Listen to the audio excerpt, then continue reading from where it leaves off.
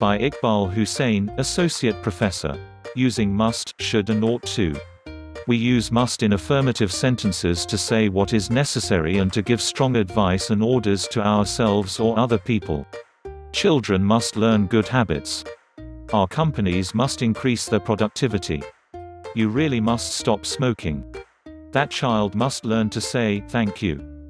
Talking about obligation, zimmedari. Must can be used to talk about obligation. It is stronger than should and ought. He must take care of his children. She must mend her ways. You must apologize to her. They must find a solution to the problem. He must find a job. Further details, should, ought and must. Should and ought have very similar meanings and can often replace each other. Note that ought is followed by the infinitive with to. You should tell the truth. You ought to tell the truth. He should be punctual. He ought to be punctual. He should stop smoking. He ought to stop smoking.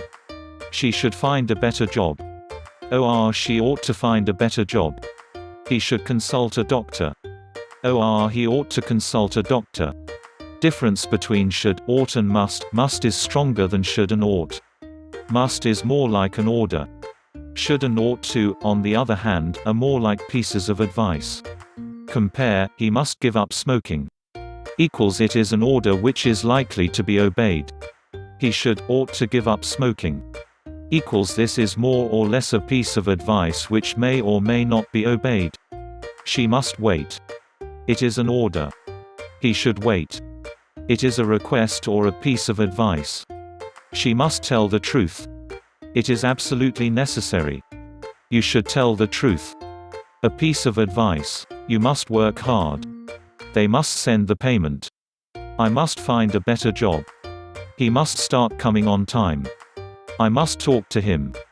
You must write to her. Thank you.